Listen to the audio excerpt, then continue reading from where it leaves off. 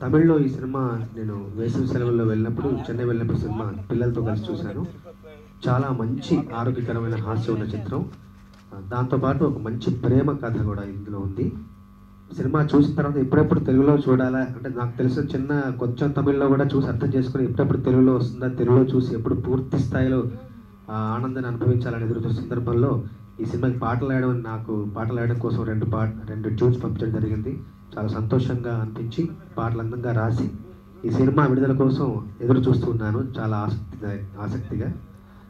ఈ అవకాశాన్ని ఇచ్చిన సురేష్ గారికి, శశాంక్ గారికి, మంచి మాటల శశాంక్ గారికి, అట్లాగే నా తోటి రచయిత రామజోగ శాస్త్రి గారికి అందరికీ అభినందనలు తెలియజేసుకుంటున్నాను. పాటలు రాసేటప్పుడు లిప్ సింక్ అది తెలియాలని చెప్పేసి తమిళ సినిమా సీడీ కూడా ఇచ్చారు. సో పిల్లలు చూశారు యాక్చువల్గా ఇంట్లో. వాళ్ళకి తమిళం రాకపోయినా కానీ సో త్రూ అవుట్ సినిమా చాలా కామెడీగా ఉంటుందో బాగా ఎంజాయ్ చేసి మళ్ళీ చూస్తున్నారు. సో నాకు అప్పుడే అర్థమైంది సినిమాలో మంచి విషయం ఉన్నది, మంచి మనకి బాగా ఇష్టం అవుతుందని. అలాగే బెల్లంకొండ సురేష్ గారి పట్టిందల్లా బంగారమే, ఆయన జడ్జిమెంట్ ఎప్పుడు తప్పుకోదు. సో ఆయన ఏరుకోరి సెలెక్ట్ చేసుకుని సినిమాని అనువదించారంటే తప్పకుండా మంచి విషయం ఉంటుంది. సో ఇందులో నేను ఒక పాట రాశాను. సో హీరో అమ్మాయి వెనకాల పడుతున్న ప్రేమల కోసం అమ్మాయిని కన్విన్స్ చేసుకునేటువంటి ఒక క్రమంలో వచ్చేటువంటి ఒక పాట. సో అమ్మాయిని టీచ్ చేస్తూనే అట్ ద సేమ్ టైం అమ్మాయి తనకు దక్కకపోవడం వల్ల తను ఎంత బాధకు గురవుతున్నాడు, ఎంత ఫీల్ అవుతున్నాడో అన్న విషయాన్ని చెప్పకుండా చెప్పే పద్ధతిలో మంచి విషయం ఉన్న పాట అది. దట్స్ ఆల్ దంచుకో బటర్ఫ్లై ప్రేమ అన్న ఆ పాటని రాశాను. తర్వాత 2 పాటలు భువన్ చంద్ర గారు రాశారు, 2 పాటలు బోస్ గారు రాశారు.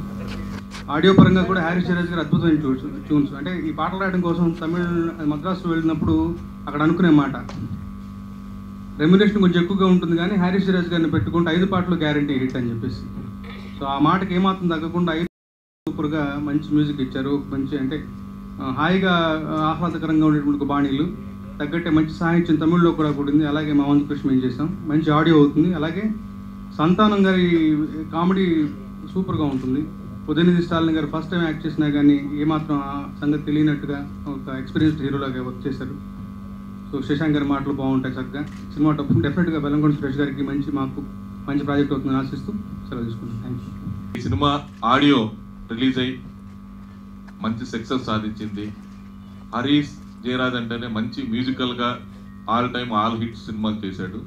ఈ సినిమా కూడా హరీష్ జయరాజ్ స్టైల్లో మంచి విజయాన్ని సాధించింది ఆడియో పరంగా. సినిమా ఆగస్టు 10న రిలీజ్ చేస్తానండి. డెఫినెట్గా తెలుగులో కూడా మంచి విజయం సాధిస్తుంది.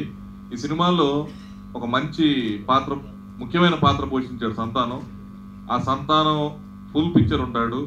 అతనికి డబ్బింగ్ సునీల్ గారు చెప్పారండి, హీరో సునీల్ గారు. మీ అందరి ముందు అతనికి థ్యాంక్స్ చెప్తున్నాను.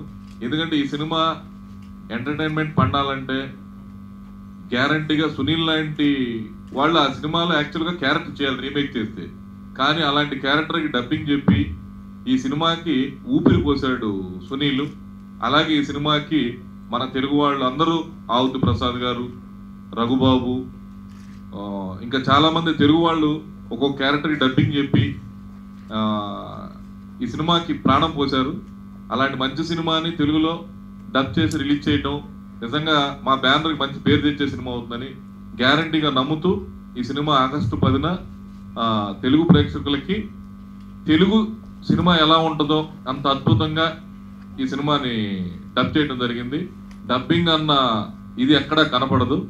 డెఫినెట్గా మీరు కూడా చూసి ఈ సినిమాని ఫుల్ ఎంటర్టైన్గా ఎనర్జీగా ఫీల్ అయ్యి ఘనవిజయం సాధిస్తుందని, అలాగే పెద్ద హిట్ చేస్తారు ప్రేక్షకులని నమ్ముతూ ఆగస్టు 10న ఈ సినిమా రిలీజ్ చేస్తాను. Thank you very much everybody. Thank you.